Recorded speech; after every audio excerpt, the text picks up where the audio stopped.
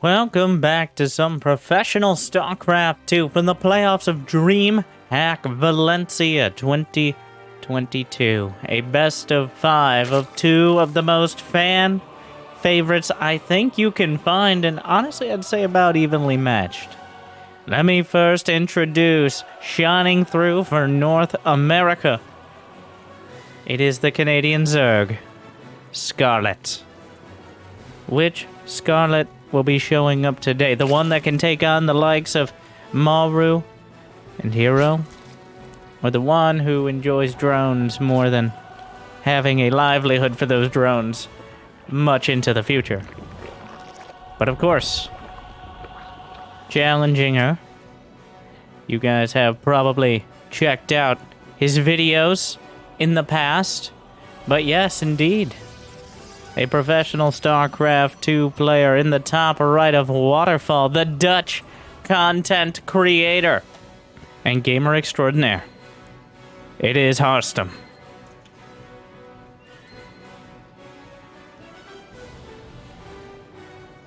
I'll be honest, I'm not sure what kind of style we're going to see out of these two. Or on the new map pool. Oh yeah, like and subscribe and get that in. I know I'm not as subtle, but I'd like you to take that time at the start, because I don't know if you're going to have any as time goes on. We have Waterfall, which is the most beautiful of the new maps. Winner of the Team Liquid map contest. Different look to each of the bases. A very small map, though. Not very many bases. And on the open field, well, essentially past your first 4 bases, you're just on the open field and a few steps away from your opponent. We'll have to see what they come out with here. Speed already, a 2-base speed. So not going for the quick third is Scarlett. On the other hand, Stargate, kind of hidden in the main. Pylon gives a lot of space for further activities later on. I think pylon placement is definitely kind of like larva management. One of those things that your eyes kind of glaze over. It's like, would you like to read my pamphlet on amazing pylon placements and how to make your pylon placements 25% more efficient? Your PPE rating, if you would. And then, of course, there's the pylon efficiency and necessary infrastructure safety. But honestly, a lot of players will have just kind of defaulted to their pylon placements for literally a decade. A decade. And am I talking about myself? No, not necessarily, though maybe yes. But I do like leaving a lot of space to be able to slap down more tech, more gateways, so that way you can focus on putting defensive pylons without wasting money. Yes, it's those little details that really do matter, even though it seems like we're splitting pylons at this point. 10 Zerglings, enough to take down an Adept, especially if there's not a Nexus to pin it up. The Adept, surprisingly, Scarlett not able to get this around. The Probe slaps down a Nexus just in time, but the Oracle slides back in order to defend. Scarlett tried a cheeky attempt at delaying the Nexus. Doesn't quite pan out, but does force an Oracle back at home and use some of that energy. Harstem not gonna bite on that. Stalker on the way. And by on the way, well, another Stalker actually. We're being multiple Stalkers. Not opting for the lowest hanging fruit, the Adepts. The Oracle into Stalker play. The Hero Swarm Toss. And also Reynor, a fan of it as well. Just the Oracles providing essentially map control, vision, constant scouting. Their beautiful disco balls lighting up the field. Right up until you get a strong ground army, quicker than most Zergs are prepared for. But Scarlett is taking a different angle on dealing with this. 14 more Zerglings in production. We've got +1 melee. Scarlett's at 54 drones, which is a respectable but not overwhelming number. Harstem right now has 3 gateways, and he's warping in Stalkers, which are not well known for their ability to deal with masses of Zerglings. The Oracles are low on the energy. Harstem actually moving out. Scarlett has read this like a particularly popular book right now. Harstem, with just a handful of Stalkers and some Oracles, actually moves across the field into Scarlett, who already has plenty of Zerglings. Didn't need the fourth. The fourth was a semi-bait, I guess, in the first place. Is there a recall ready? No recall energy for the third. In fact, a recall just came up at the natural. Harstem scrambles back. I'm surprised Scarlett didn't, well, might try to surround and kill the Stalkers now. I thought she had enough to just rip them to the ground, but not quite. Just those lings existing gives a lot of map control for Scarlett right now. The problem is, well, should I say the problem? Look at Harstem's worker count. 63. 64 probes. He has not slowed down a bit on that probe count in the last, well, at all, really, to get to this number. It's 6 minutes in. Even a proxy gate. That wasn't actually scouted by the Zerglings, though maybe momentarily. Scarlett kind of scrambling into anything but Zerglings. It is a lot of +1 Zerglings, and I cannot overstate how terrible Stalkers are against the upgraded lings. The Oracles are necessary to keep things intact. The battery overcharging, but what is there to overcharge? Meanwhile, Zerglings on the other flank. Stalkers trying to fight. Oracles providing support. 16 probes down already. Things escalating very quickly as Scarlett overruns the third. Well, this was it, and it just ends. Okay, Scarlett just wins. It just kind of ended.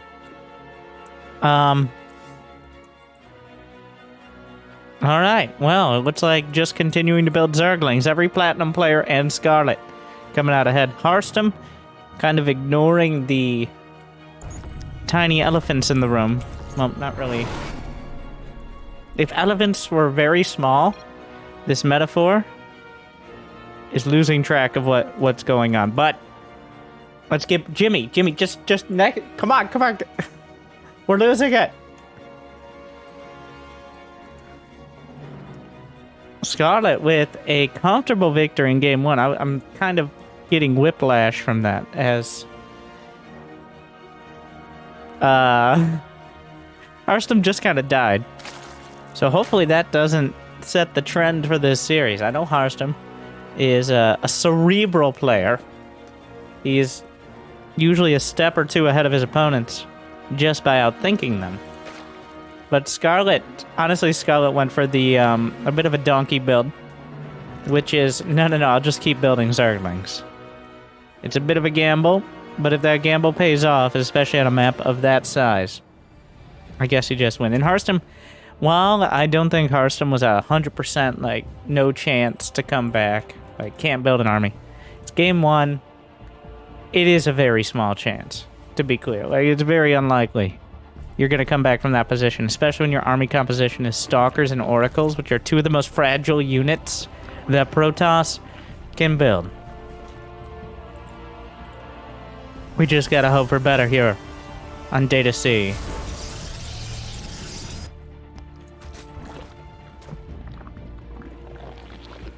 The probe flirting with the minerals saying, we're taken. And then saying, you know what, actually, some of the most annoying but inconsequential micro in the game. And what else are you gonna do with your probe? Essentially, what happens is the minerals don't discriminate. It doesn't matter whose base is closer to the mineral line. When a worker decides to show interest in the minerals, the mineral patch says, oh, hello there. Oh, offensive GG from Harstem. Slaps it down, sprays it down. Anyways, back to my original point. But when the probe flirts with the minerals like that, well, then a drone comes up looking to mine, of course. And the mineral patch says, no, we're busy. But then the probe stops mining. So what this does is potentially bounce the worker to another mineral patch if you don't actually counter micro. And if you do it perfectly, as the Protoss and the Zerg doesn't really counter micro, you can deny a dozen, maybe 24 minerals over the course of a minute or so. Also, honestly, the real value of a probe is in the mental damage you do to your opponents. Probes, I stand by this. Probes are the most efficient unit in the game. They are the greatest source of stress and general discomfort on a per unit basis of any single unit. Doesn't matter. Battle cruisers, lurkers, ultralists, no. None of them have the just blood pressure raising efficiency of a probe. Even against Protoss. Metabolic boost finishing up. I'm loving seeing Scarlett in form, by the way. Like, I'm completely unbiased, but I want Scarlett to win every tournament ever.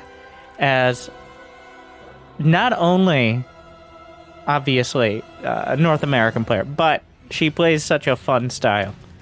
Of course, that fun style sometimes backfires. Like, if Harstem just turtled up, built a half dozen cannons, and Scarlett had continued building lings, well then, she's way behind economically, and eventually Harstem maxes out and walks across the map. We actually kind of saw that in Reynor versus Solar. With Reynor playing very defensive and just building up a deadly army that Solar didn't have the tech to deal with.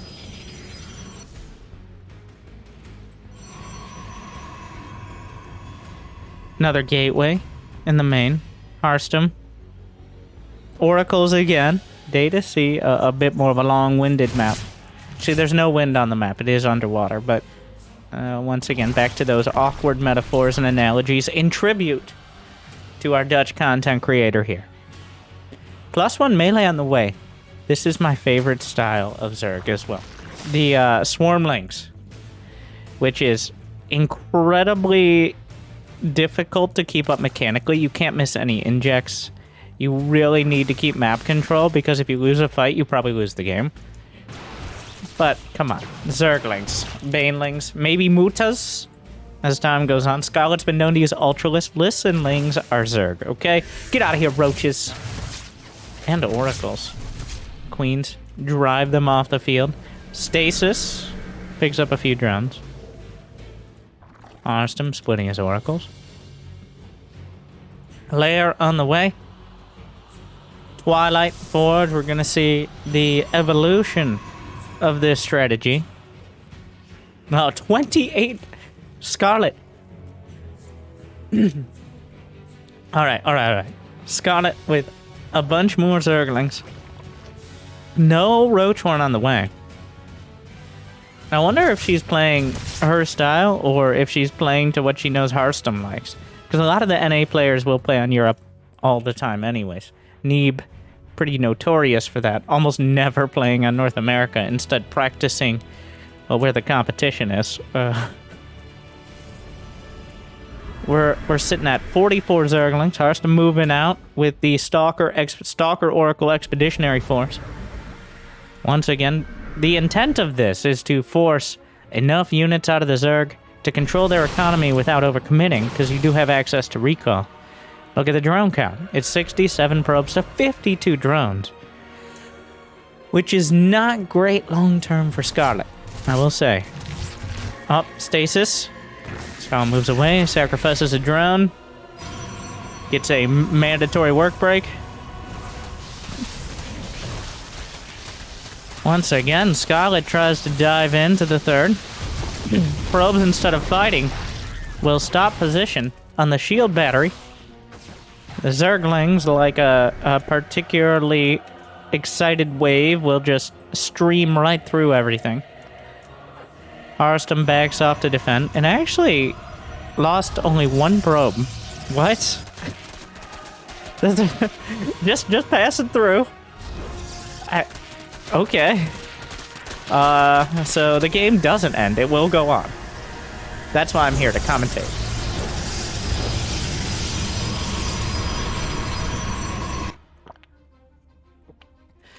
So, an aside. It's been a long while since I've gone to live events. For reasons. As many of these players know. But, okay, the reasons are COVID. I was trying to tie that into like a home story cup, everyone being replaced joke, but I couldn't quite bring it together. Anyways, on these huge speaker systems that live events use, you know what always has like the bass boost and you can feel it in your bones whenever it happens? It's like Protoss buildings warping in. I don't know why, but if you've ever been to a live event, you may remember the sound of just a gateway or a nexus being slapped down. I'm not sure why it's so incredibly loud, but like compared even sometimes to the battles in the game, a Protoss building being slapped down and warped in, just on these massive subwoofers. I was reminded of that because I could barely hear myself think when Harstem was slapping down half a dozen gateways. Jimmy, why is the volume so high? Don't tell me immersion. You're not Christopher Nolan. Anyways, is that Archon stuck? No, it just likes hanging out there. Mass Zergling. Oh my god, Scarlett's going for Baneling drops. I was too busy down this nostalgia trip to realize what was happening. Oracle's in the center of the map. I think they were activated. There is still a Stalker in the wall. These Zerglings, you're not trapped in here with me, says Harstem. Wait. Actually, you are. I misspoke.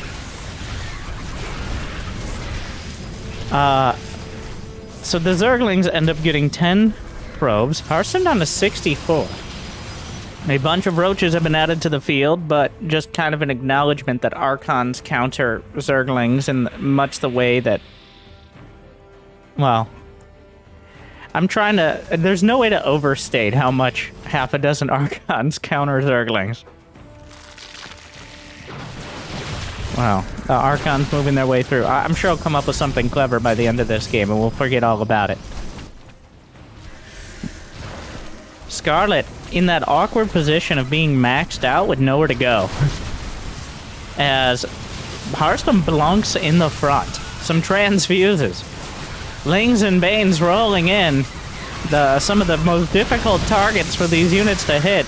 Just rolling through, trying to buy as much space. Stasis! Stop right there, Banelings. Half a dozen of them before they can really connect. Scarlett plummets to 150 supply, but a Baneling drop on the other side. Gets about 5 probes. That's what we just saw happen there.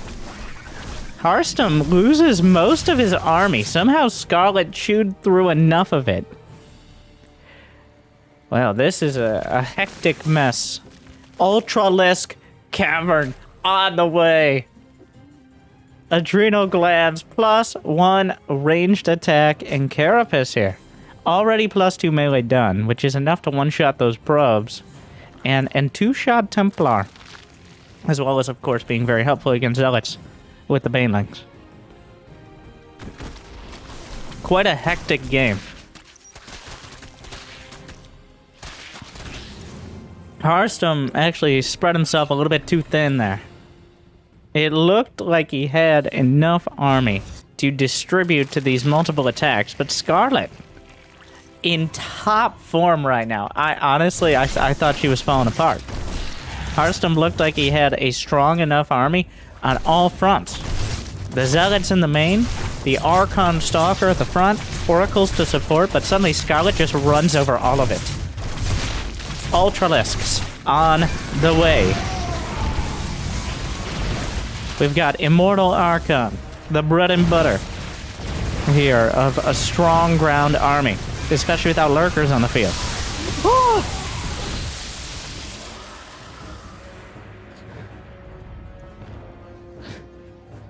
24 probes.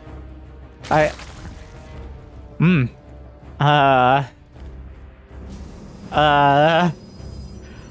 that...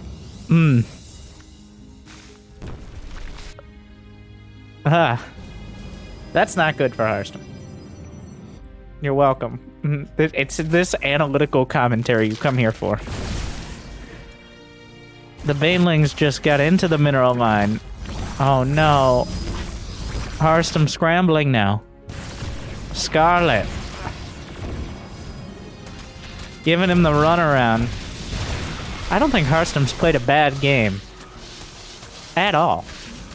In fact, there's no bad game when you end up with a dozen Archons, but Scarlett has just been getting the better of him. Ultra speed is on the way. This is the best army Harstem's going to get for a while yet, especially with the economy plummeting and no prospects of getting another base. Ultras versus Immortal Archon Charge Lot, the CIA build here. Harstem drawing attention away. Some Zealots in the 4th. In the main again. This is actually Scarlett in a tough position here. Very similar to earlier, the Ultra is getting chewed up and spit out by the Immortal Archon. It's just roaches. The Ultra just needs a diet upgrade at this point in order to get past. Ultra blasted apart. Roaches as well. Scarlett plummeting in supply. The Zealots in the main chewing through the reinforcing Zerglings. +3 Zealots doing a pretty good job. Harstem retreating into a choke point where the minerals still haven't been mined out. And Scarlett, as a great man, Hydra once said, when I'm really far ahead and I want to lose, I build Ultralisks. As they're such an Ultra risk. I added the last part. But Ultras have gotten many buffs since then. They got more armor. They got more speed.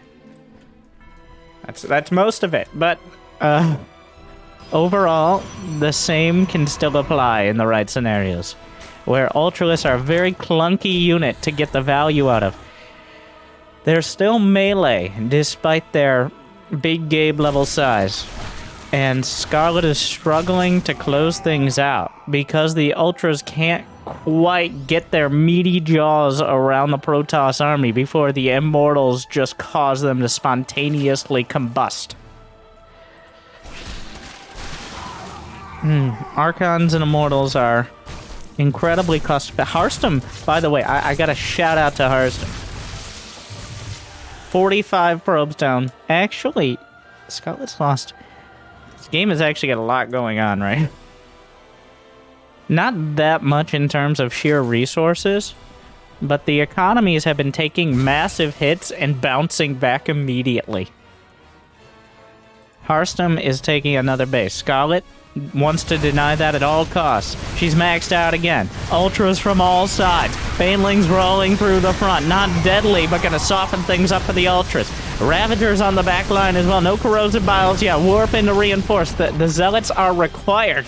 Another round of Ultras is dealt with, but the Archon count plummets again. Down to a single Archon. 23 Archons lost. Unprecedented. Another one down. 24. A Baneling drop has no targets. Awkwardly.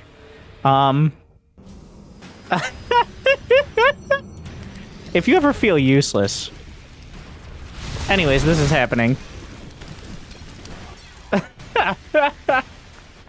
I'm sorry. I'm so... Oh, we gotta go back. Let's go back to the fight. I was distracted by the uselessness of those Banelings. Scarlett's economy just on all cylinders here. These two putting together... I'm having a ton of fun with this series. The Immortals surrounded the last Archon. It's just too much. The Banelings finally find some targets. Harstem having a tough time holding on against Scarlett's overwhelming economy, but that game was definitely better. I think partially map dependent. Harstem's style benefits more from a larger map. He plays a very... he plays a 200 supply, near 200 supply style. He's trying to control the game up until he can build an army that overwhelms you before you have to attack. The problem is Scarlett is not letting that happen. She's not letting it get to that point. The Zerglings are just too much. And now we stand on the precipice of Scarlett with a clean sweep here. Harstem putting up a strong fight, but we're going to Cosmic Sapphire. My personal favorite of the new map pool, and entirely based on looks. I don't even like the map layout, whatever. I think it's a beautiful map, and I look forward to eventually Bobby the Intern getting that several megabyte large floppy disk onto the ladder so we can update the map pool. Bobby, please. I know you're a fan. I hope you get a lunch break soon. please. My new maps, please. But yeah, once again, if you guys are enjoying, like, subscribe. I've been loving these Valencia replays. I'm just going to take some time for myself right now. My voice has not been 100%, but I've put I'm looking for validation here, so please leave a comment, say I support you. I support Harstem more, but you're also pretty good, or something along that lines. But I've been focusing on just casting one series a day, and then kind of taking it easy otherwise. And this has made me focus more on really nailing and enjoying that one series. Before I would used to cast 3, 4, 5, sometimes series at a time. And while I always and have always enjoyed the last 12 years of StarCraft, that does kind of dilute it a bit. But I'm getting old, and based on my YouTube demographics, I don't think I'm unique in that. So as time goes on, I'm looking to always bring you guys some good games for the fans. And I hope to do that as best as I can. And thank you for the support throughout all that time. And I hope to avoid going full husky and killing my voice because I don't have nearly as good of a fallback plan. So unless you know or have a friend with a few million YouTube subscribers that needs my important insight, we're kind of stuck here in Game 3 of Harstem versus Scarlett. Scarlett up 2-0. Harstem competitive. But this is the 100 drone quantity and quality Scarlett that the people want, all right? This is what the people are here for. Another offensive GG with that early spray. I got to give some credit. Harstem playing on the tournament account. The tournament accounts usually don't have like all the skins and stuff. Did you know the default spray? Whoever did this, former Blizzard employee, I assume. But the default spray you have on your workers is the GG spray. Is that a pervert pillar? Is that? Oh my god, it... Alright, write that down. A little radioactive, but better than dying to a stalker.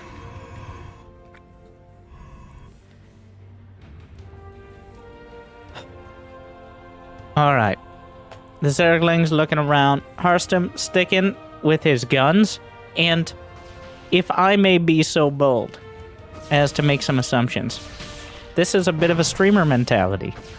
Every player that regularly streams, I found, which includes Harstem, has a tendency to just kind of... I'm definitely attributing way too much here, but Big Gabe is another example. They're very focused on like just this solid macro path. They'll mix it up with some big cheeses, but even in tournaments, they'll have their plan worked out. And you know why? At least for me personally, that happens. Stream snipers. Because if your build is so solid, your opponent could have map hacks, and essentially Scarlett does right now. Like, while she doesn't see everything, she knows almost exactly what Harstem is going to do, and that's very clear by her responses to it. When you have to deal with stream snipers and cheaters a lot of the time, which I don't know is such a huge problem for Harstem because there's so few people who can do it, but your build has to be so airtight and so like solid, boring macro to some extent that you're no longer vulnerable to getting surprised. And this is what it kind of screams to me about what Harstem's done most of the time so far. Now, as I said, he's mixing it up. He's shown every bit of going for the 3 base with Stalkers. But guess what? It's actually a charge let all in. And now this is how you play a series. Just as I was making up my point, Harstem swerves. Oh my god, Scarlett's doing the German taxi build. While Harstem is going for mass charge lot. So right now they're going to start punching each other in the face, but this time instead of being more defensive macro with a handful of Stalkers and Oracles, Harstem's going to have a bunch of charge lots against unupgraded Zerglings and Queens. And while Brenda's knitting crew ain't nothing to charge at, in this scenario, without roaches to back it up, Queens are not known for their effectiveness against charge lots. The Queens are what is happening?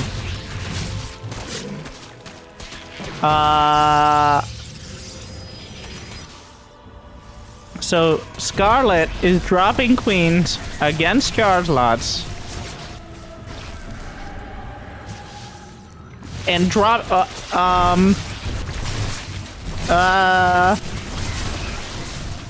so Queens don't have a ton of DPS against Zealots. Scarlett is... what? Okay.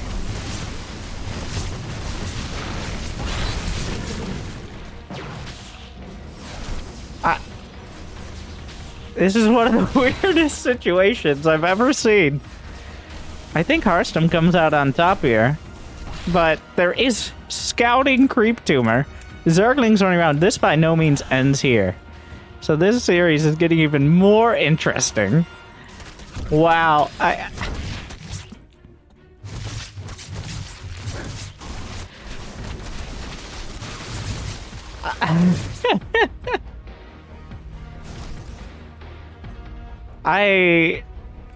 I'm trying to tally everything up here.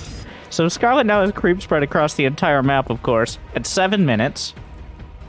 Though has less than 50 drones because there was a warp prism on the other side. Harstem successfully defended. I'm not sure where all the charge lots are going.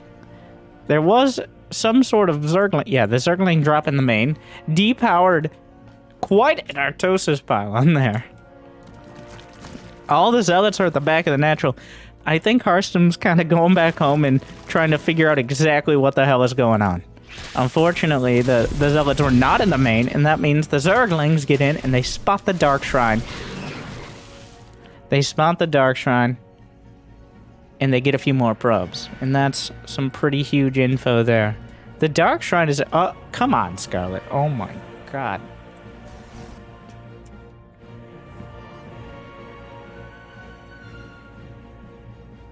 This creep spread. Well, this is Scarlett's vision. She can see the nexus with creep tumors. Alright, a follow-up all in. We're gonna keep punching each other in the face. And anywhere else possible. Mostly in the face, though. Revelation doesn't even reveal all the tumors. There is a gold base. There's no gold base on the other side. The map is somewhat asymmetrical. So that gold base in a longer-winded game becomes a huge point of contention. The Zerglings, once again, the Zergling drops have done a lot for Scarlett historically, and they're doing a lot for her now. Harstem has recovered. I don't know if the Queen drop would have been more successful against the Stalker-based opener, but one thing Harstem had differently than the previous matches was just a whole lot of gateways. More quickly. Harstem was much more focused on building up the probe count and the infrastructure, following up, as opposed to straight up building gateways and charge lots. So a fortuitous choice from Harstem this time around. Scarlett getting caught off guard. Up to 77 drones, though that might have been a little bit too much. Oracle knockdown on the right side. Roaches head back towards the main.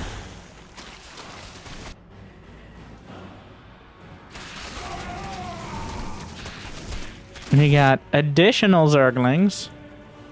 +1 melee. Baneling speed.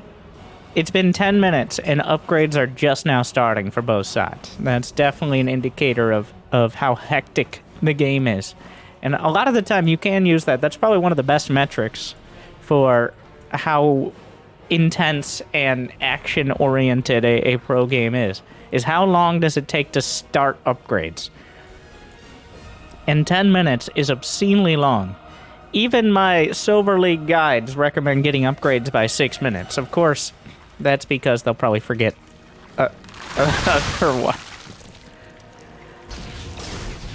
That's a real Phoenix. I guess Zergling and Baneling drops are a threat. Observer across the map.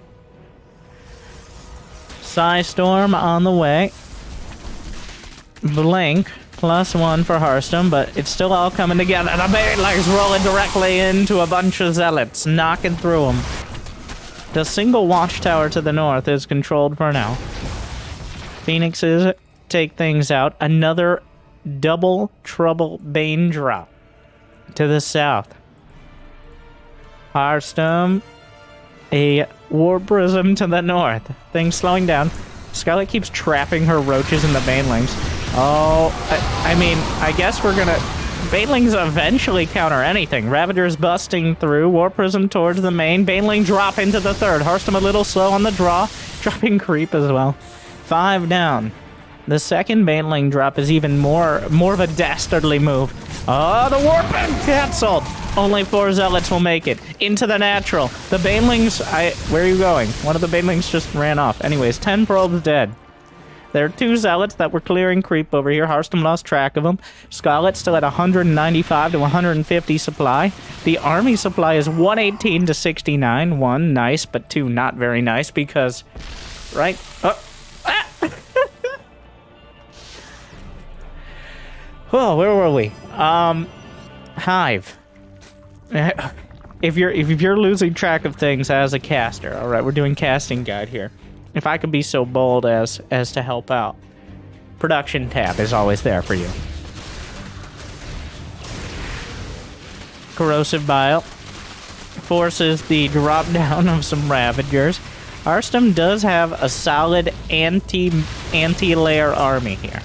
Pretty much anything on lair tech is not particularly great against what we're seeing on the field here. You need, like, upgraded lurkers, maybe ultras or broods to deal with that army, or alternatively, divide and conquer. Scarlett seems to be taking the second option, at least for now. The Hive is done, but no Hive tech going to be kicking in for a while yet. Those are changelings on the minimap there. That single... Remember, there is a dark... Wait, no. He canceled the Dark Shrine after it got scouted. Greater Spire on the way. Scarlett in the buying time phase. I think Harstem's starting to realize that. As Harstem gets closer to 200 supply, the fact that Scarlett isn't committing to any of these attacks is quite a giveaway, I think. The Spire was spotted a while back. That may have inspired additional Phoenixes here. The pathing on the map is somewhat difficult to navigate. There's almost like a Death Valley right there. The only way in or out is up a ramp. Oh, torture. Banelings trying to roll in, but the Psystorms will soften them up for the Archons to finish off. Right now, there are 10 Archons on the field, 6 Immortals, and whatever charge lots can fill in the blanks. The Archons just busting through the front lines, doing terrible, terrible damage. Their progenitors, the Templar, doing damage at the back with Psystorm as well. Banelings rolling into the fourth, looking the wrong way, bust through the... You know what? That was actually just the first round. The cannon and the pylon taken out. Still got to deal with the Archons. So many Banelings right now for Scarlett.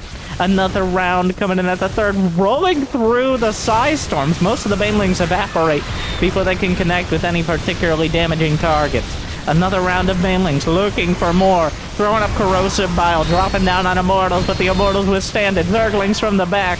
Roaches coming in. Archons trying to hold. A Corruptor is spotted, which may give away the rest of this army and the intention to go Broodlords. Stalkers were added in, I think suspecting those Broodlords as well. Just some backline damage here. The Immortals blasting through. But the Queens are pulled off the line as well. Transfuses. Where are the Zerglings in front? That's so many Immortals.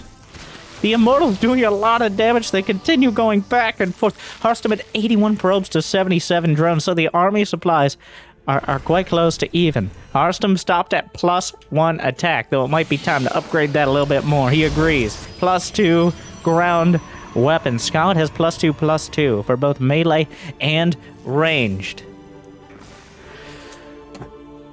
Okay, everybody calm down.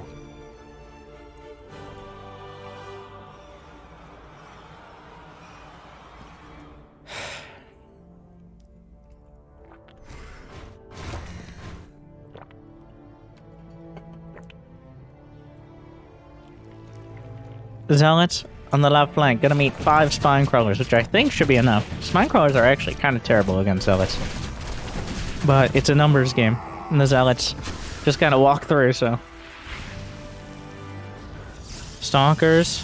Wow, this is a clunky Ravager army. Corrosive Biles, though, can spray across the whole field. What is the immortal count?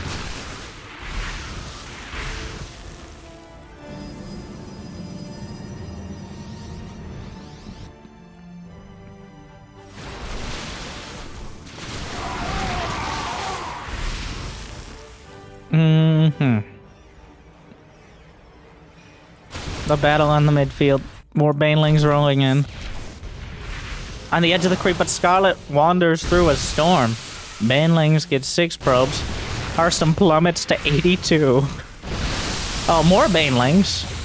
Hitting Stalkers. Scarlett is doing everything she can to avoid going to that hive tech, which I think is more of a matter of principle at this stage. Also, if you too quickly dive into Broodlords, you find yourself with very little map mobility, as Broodlords not known for their speed or agility. Corrosive Bile, looking for options. Storms, though, return fire. Some Zealots. The creep looks so weird over here on these bridges. At least it works on the bridges. Looking at you. Curious minds. 4 broods on the way. Oh no, Harstem! War Prism knocked down. A little too far forward. It was on top of the creep tumors, which Scarlett conveniently just killed with her own corrosive bile. The Broodlords, those spine crawlers being added in. More storms.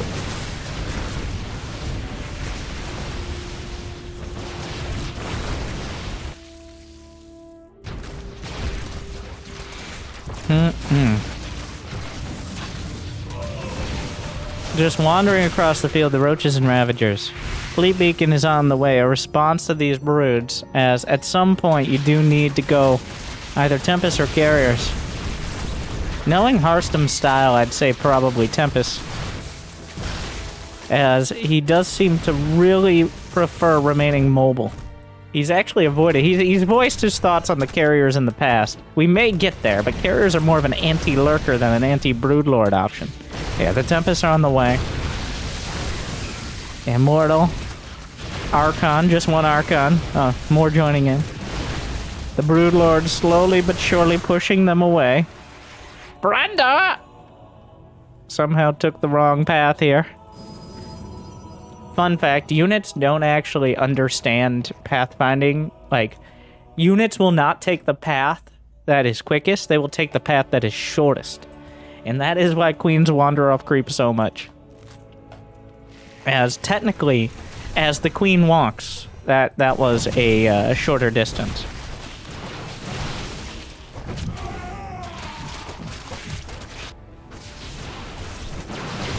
Broodlord's trying to hold here. A handful of Zerglings, a large handful, multiple hands. 11 probes down.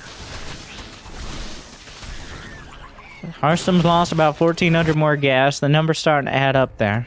The Tempests are on the field. Still no closer. This is an epic game. Still no closer to an overall conclusion. Ravagers cleaning up Zealots on the left flank. The gold base, I think, will be contested shortly as we're running out of other bases on the map. Harstem trying to take the northern base. These are rich Vespine, by the way. So, gets that extra income. This is a 6 mineral patch, but 2 gas geyser base. The contested gold. I think it's going to come down to that. This is one of the best games, in general, I have seen in a while. Especially Protoss versus Zerg. Leave it to these two. Mothership on the way. And yes, that includes all the hero games, because both these players are so action-oriented. Oh, the Tempest. There's no anti-air. He hid the Tempest for so long that Scarlett was caught completely unprepared. The anti-air is Ravagers and Queens, both of which are incredibly unreliable in this scenario. The Zealots on the left flank. Scarlett intercepting a bunch of Stalkers, a single arc on the Templar themselves. But the Zealots are chewing through. Banelings come back to defend, but every time a Baneling attacks, it dies, and Zealots don't cost gas. So Scarlett's starting to lose more and more in the gas count. Though still has access to the rich Vespine. The main bases are mined out. The natural getting there. As actually, Harstem, because of all those charge lamps, must not have taken this gas geyser as early. A single Baneling, still deadly, by the way. One shots, 5 probes, 74 workers apiece. Scarlett finishes the hatch in the bottom left and is immediately set upon by charge lines. Brood Lords trying to hold the middle of the map, so Harstem goes around the outside. Mothership is on the way. Will it be a liability or an actual boon to the army? What are the upgrades? We got +3 ranged, +2 melee, +2 flyer for Scarlett. And we have +2 ground attack, +2 shields completing, and +1 air. So upgrades overall not really being filled in, because this has not been a passive turtle fest. Both of them have tried to break through, but neither has found success, so begrudgingly we find ourselves in this position. As Scarlett avoided Broodlords until she couldn't anymore against that Immortal Archon, and Harstem responds with the Tempest as things start to slow down a little.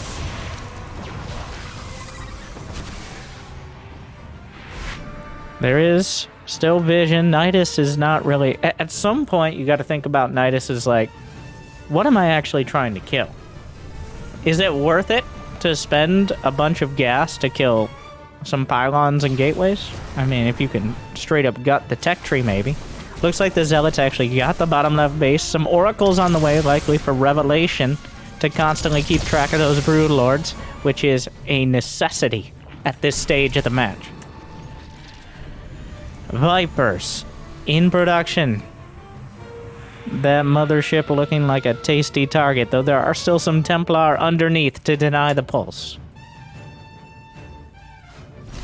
Zealots looking for opportunities.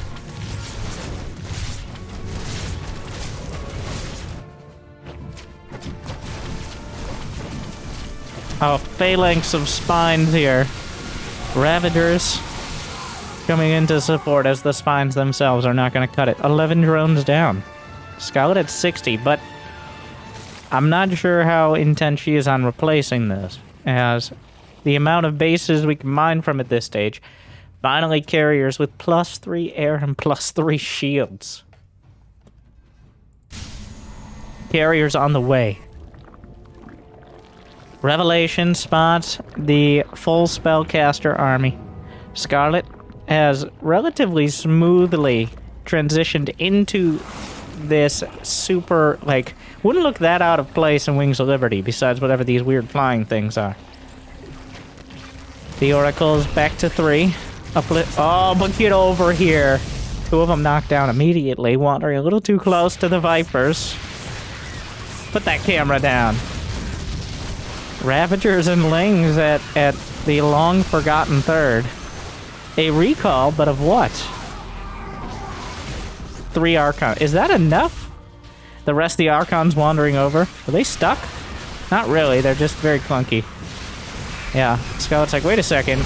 Are those free? Well, 3 or 4 more Archons come in. Then the mothership shows up and all the Ravagers die. And that was a lot of supply to lose. Ultralisk Cavern? Okay. Seems a bit on the late side for that, as we are somewhat past the phase of really... Honestly, at this point, it's just a straight-up war of attrition. And Ultralisks are not well known for their efficiency. Though you need something. Here's the thing. What is the biggest danger? It's the Templar underneath the Death Ball. Okay? The Templar. Those full energy, 6 of them right now.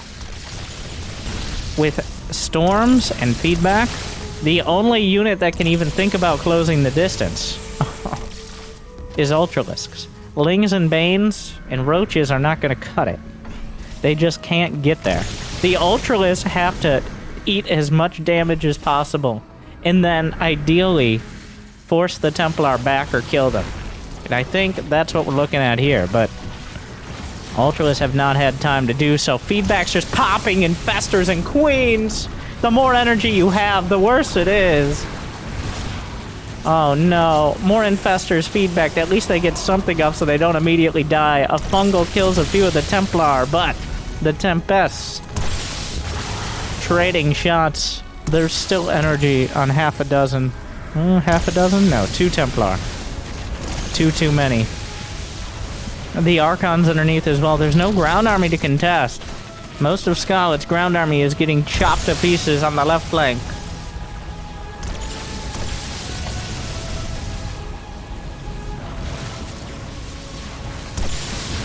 Those Tempests just chewing through the Broodlords. Without Revelation, it gets a little easier to protect them, but a Viper goes down. God, the Tempests are so loud! Well, here we go. Storm. A lot of damage immediately. Knocks down the mothership. Well, I'm picking off a decent amount of units here. If the Archons are taken out, the Queen's trying to keep things intact. There's one more storm. One more storm. Misses the mark! But Archons... Well, the Corruptor count is not high enough. Harstem holds his ground, even though he has no ground left. And Scarlett plummets to 100 supply. She tried to give the runaround to those carriers, dodge some of the storms. 4 Ultralists and 7 Corruptors on the way, which does seem somewhat optimistic.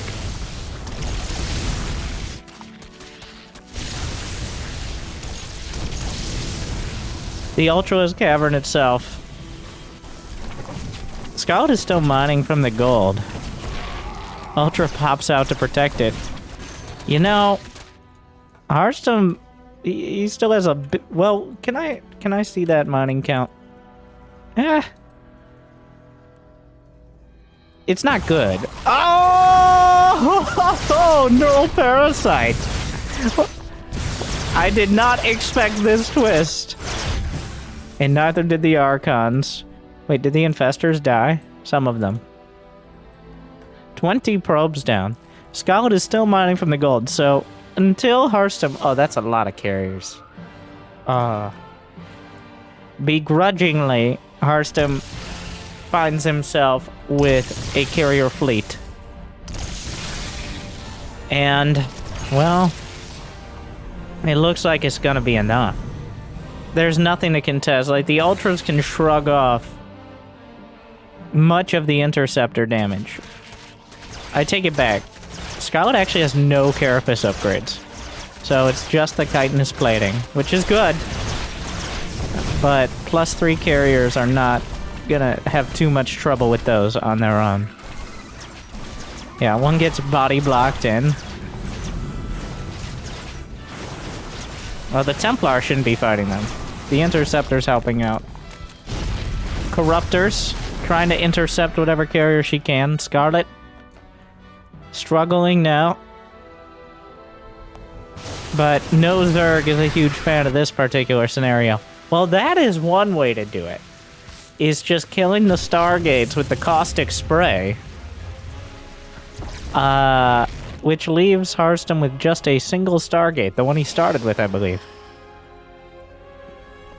The Death Ball still exists. Scarlett has mined as much as she could from that bottom left gold.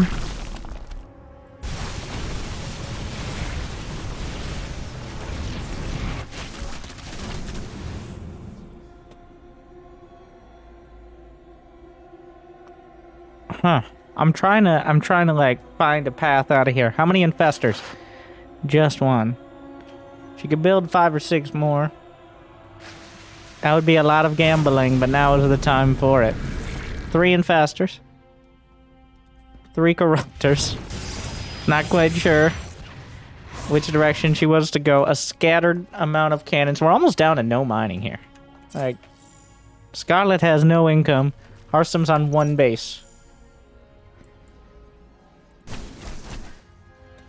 This is not an army to face with no income, unfortunately. Knocks down a Void Ray. Trying to deal with the Interceptors. If Harstem wasn't mining minerals, there would be a real chance of killing all the Interceptors.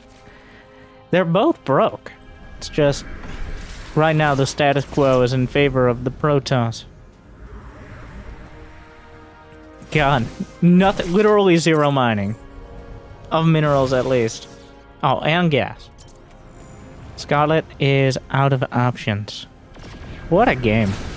What an incredible game. Harstem playing safe enough.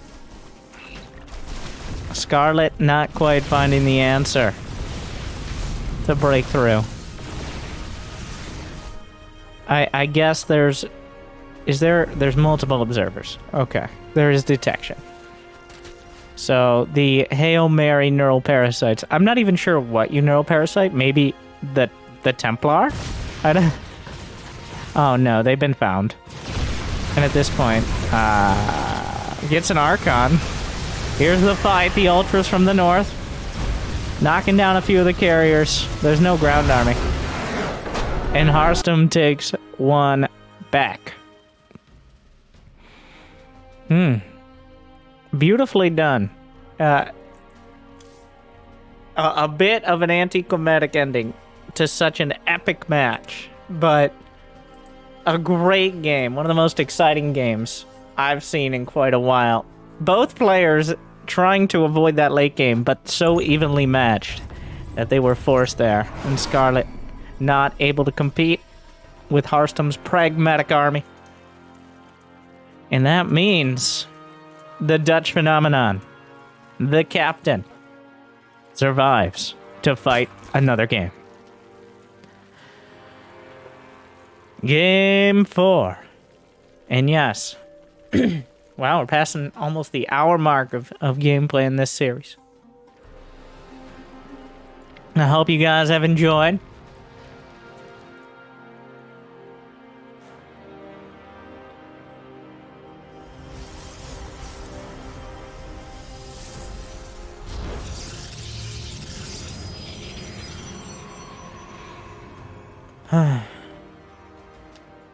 All right, stay hydrated, especially in this tropical sacrifice.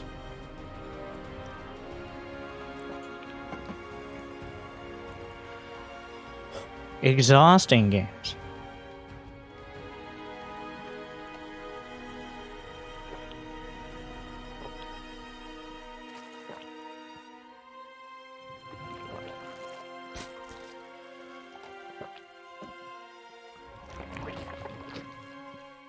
Spawning pool starts.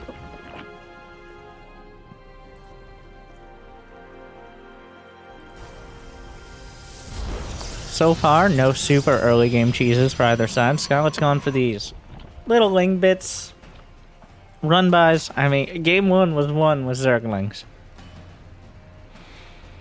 But they've gotten less and less effective as Harstem adapts. Tropical Sacrifice is definitely a more macro-oriented map as well. You've got the ramp to the natural, you've got platform 3rd, and technically a platform 4th. We call this a Cloud Kingdom-esque sort of map, as maps of this sort are definitely modeled after that, all the way back from Wings of Liberty. Honestly, as a judge for the Team Liquid map contest, and a spectator and a player, I would love if we could have some more variety in map layouts and design. Thing is, StarCraft 2 units are so powerful. A lot of them have very specific requirements, whether it's we need X amount of spaces to wall off, or Y distance between your main and your third, or Z space between the main and the mineral line and the edge of your base. There's a lot of specific and technical considerations. So that is why we do end up getting so many, mostly just fancy new skins for old map designs. But they are beautiful and easy to look at. So every once in a while, maps will introduce some slightly different idea. Like, it's not exactly just copy and pasting, but there's very clear themes. And if your map is too far outside of that and it ends up in the map pool, everybody just vetoes it and bans it in the map banning stage. So the only time you see it is Game 7 of, like, the finals. when they can't actually veto any maps. We call this a Game 7 map, like Arena, or Battle on the Boardwalk, or Redshift, or Golden Wall. I'm not sure. What are this for? Maybe Stargazers? No, probably not that. There's some interesting ones. Honestly, they're all pretty par for the course. The pocket base maps, Moondance especially, could definitely have some interesting implications. Have we filled enough time? Yes, the Oracle's heading in. To the natural, Scarlett, well-positioned Spore drives it away with just a singular kill. A second Oracle. Moracles being added on. A plethoracles. Okay. I don't think we'll get to foracles. If you've ever followed the history, or, well, the loracles, you'll know. I'm mostly being rhetorical. 3 is the number. 3 is the number. The triumvirate.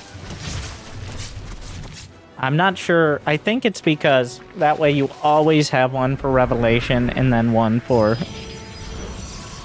activating for damage.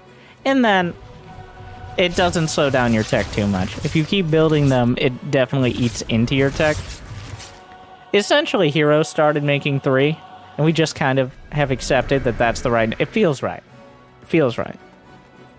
Maybe Harstem knows all the technical, fancy math details behind it.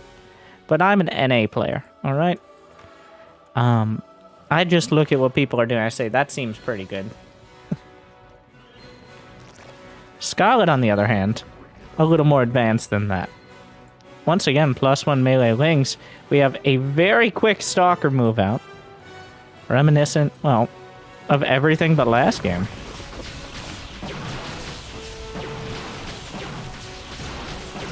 Stalker's looking to shut down this hatchery. Very similar to game 1 here so far. And they will. Scarlett has already built on the opposite side. An old strategy, but it checks out. Just expand both ways, and then whichever one they don't attack, you'll get. Oracle knocked out of the sky. Roach, Warren on the way, +1 melee finishing up and complementing 20 Zerglings on the way out. Scarlett taking the initiative here, as she has in many of these games.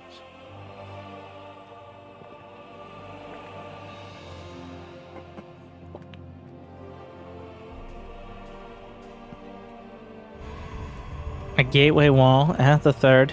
Harstem, once again, a significant pro blade.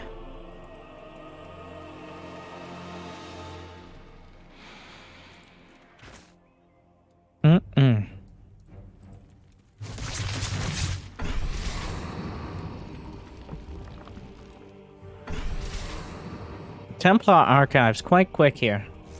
Being added on. I wonder if that's for Storm it's so quick, because otherwise he's going Blink. More Zerglings heading towards the natural. Just looking to keep control of the situation.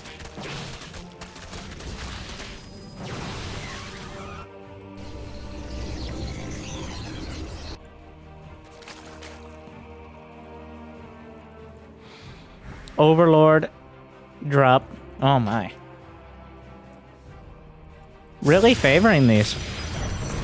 Scarlett looking for any edge to get around the Protoss army because, of course, Protoss armies are most strong when they're all put together. You got your sentries, ideally maybe even some shield batteries, stuff like that. If you can dictate the engagement as a Protoss, you can usually win decisively.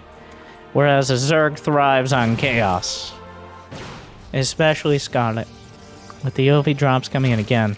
Bane's already set. Are there any Phoenixes on the field? No Phoenixes. I assume we'll get a couple of them relatively soon. Another set of Zerglings setting up for a Bane drop. Harstem reaching out and taking that 4th. Not super early, but definitely not shying away from it. Baneling speed on the way. +2 melee. Will Scarlett wait until that +2 melee is done to be able to one-shot probes? It looks like yes. Phoenixes in production. Scarlett at 178 supply. Harstem not fully walled, but most of it. Even some drones here. That is probably an accident. +2 melee. Still a few seconds out, so maybe a bit of a misfire on this drop. We'll have to see how it does. War Prism on the other side. Roaches and Banelings. Two Banes. Well, 2 kills for the probes. +2 melee finishing now. Yeah, a bit of a mistake by Scarlett there. Oracle. Gonna wander over a bunch of morphing Banes. Might want to tag those, but heading back towards the main army. Not sure that the choke point is good, but the Archons get stuffed up there. Baneling drop so far shut down. Harstem with a more than capable economy. Oracle just burning through whatever Banes it can find. Another gate immediately knocked down. Storm, I believe, is done. How many Templar? 7 Templar, many of them with energy for Storm. Looking to zone out. A single Storm on the first Banes, but they still get the Zealot kills. Just something. Scarlett up to 92 drones.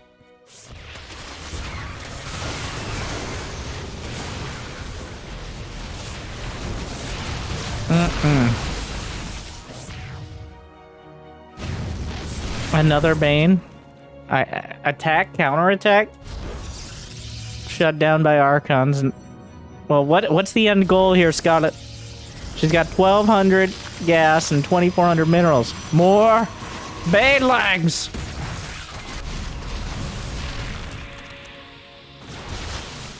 Storms across the board. 1 Archon down, but the Storms are softening up many of the Roaches. And of course, they can become Archons after the Storms are exhausted. Infestation Pit just now starting. 13 more Roaches. Banelings on the left flank. Templar not quite in position to deal with it. Force the Banelings in towards the front. The Storms do land. And the Banelings evaporate. So far, Scarlett just keeps hammering on this base. The wall has been broken. It's looking like Scarlett just wants to win this with mass Banelings.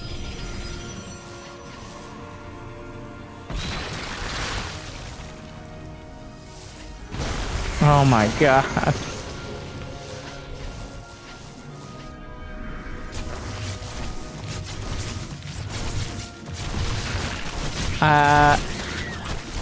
A whole lot of Zealots on the right flank. Archons. I'm losing track of all this. There's so much been going on for so long. It looks like Scarlett losing track a little as well. Banelings rolling in yet again, but the Archons will stuff them. Oracle dealing with a lot of the counterattacking Lings. There's no real substantial anti-air outside of the Queens. Another round of Zealots hit the Queen. The Hive is on the way, but yes, this time around, Scarlett, the Storm was the kicker here.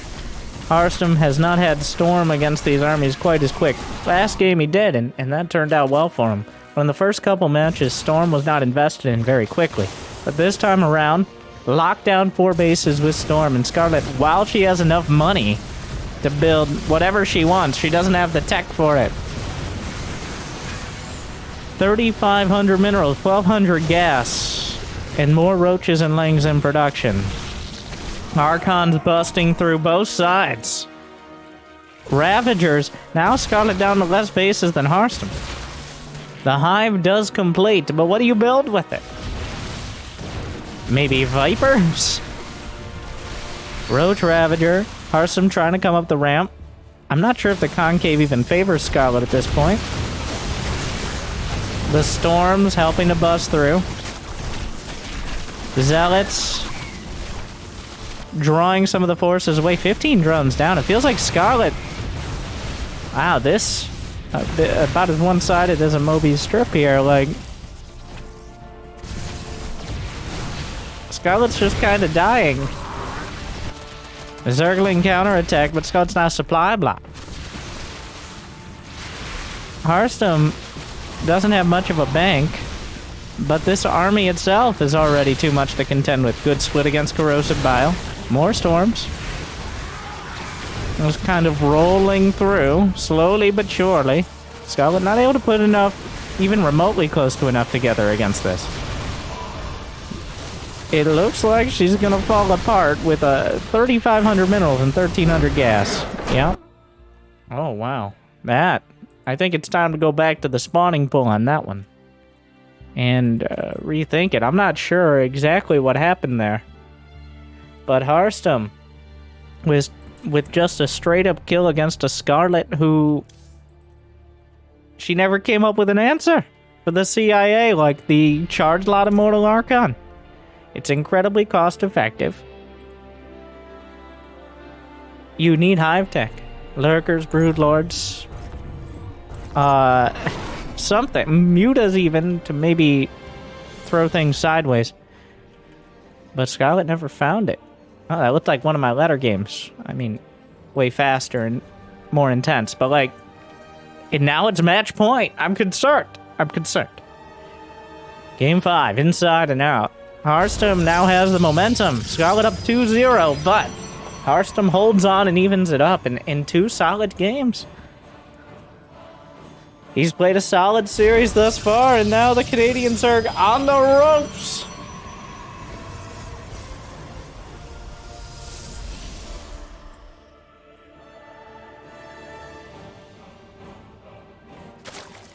All right, Scarlett.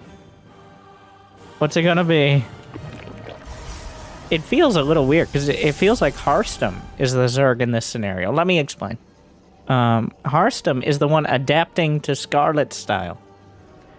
Whereas Scarlett is kind of stuck. I guess the queen drop was a little sideways there. But it still boiled down to that Ravager Ling Bane, mostly, in the mid-game. We have not yet seen a single Hydralisk in the entire series, and honestly, I think they've been avoided for most of the tournament, as most people consider Hydralisk, Scarlett specifically, as expensive lurker eggs. And honestly, against that Immortal Archon charge lot, lurkers are a difficult unit to make work. They are a bit of a struggle, as you need such a number of them. You kind of... Here's the thing. Like, once you start going lurkers, if you don't kill them near immediately, you know what's going to happen? They're going to go carriers. And then you have to deal with that. So, I'm not surprised to see a near religious avoidance of said units.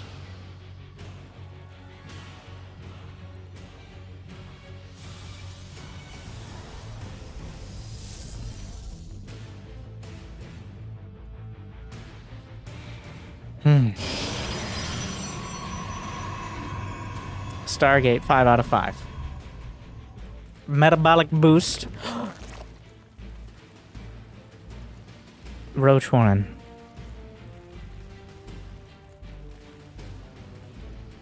Uh-oh. I'm not sure uh-oh for who. Scarlett is going for a Roach all-in. You don't build a Roach Warren at 22 drones to play it safe. Sorry, Platinum Leaguers. This is a huge gamble in Game 5.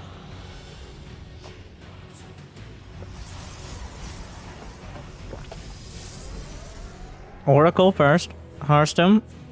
This is Scarlett, I think, trying to take advantage of the fact that Harstem has stuck essentially to the same opener. All 5 games. That first Oracle will head across the map. The Roaches will already be more than halfway across the map. In fact, the Stalker is hunting the Ovi.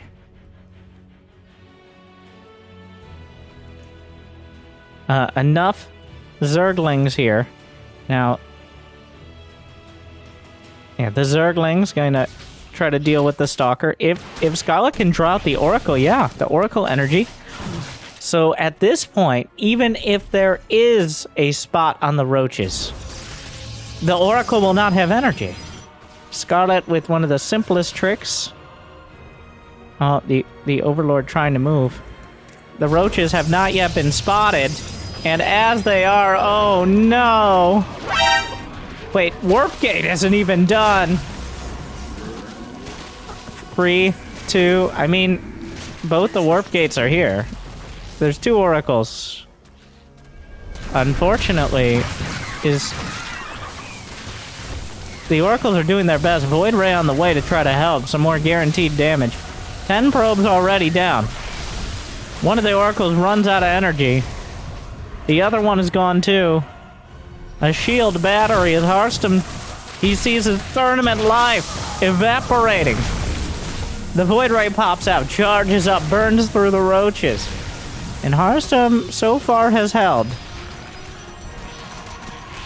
But that pylon, the Oracles are still very low on energy. The gateway itself could be taken down, opening up the way for more Zerglings. A capable defense for what he's had so far, but without any gateways. For Warp Gate, wow, Scarlett not even bothering with the main, just killing the natural. The Oracles don't have enough energy, they'll light up again, do a little bit of damage. GG. And that's how it ends. Wow. What a series. Scarlett wins 3-2. Honestly, a pretty filthy cheese in Game 5. But you do what you need to do to win. As Harstem seems to have adapted to that mid-game style Scarlett was showcasing. And Scarlett takes it 3-2, but what a back and forth. A roller coaster. I don't know who you were rooting for. Probably both. But is that what you expected? Harstem? I think Scarlett was a little scared of how well Harstem adapted to the style. It was a well-executed precision cheese, but a cheese nonetheless. Well, that was exhausting, exciting, and enlightening. I hope you thought so as well. Thank you for watching. I hope I made your day a little bit better. Good luck. Have fun. I'll see you next time. Stay chill. Oh yeah, check out these videos. Yeah. Jimmy, put the videos up. Cut!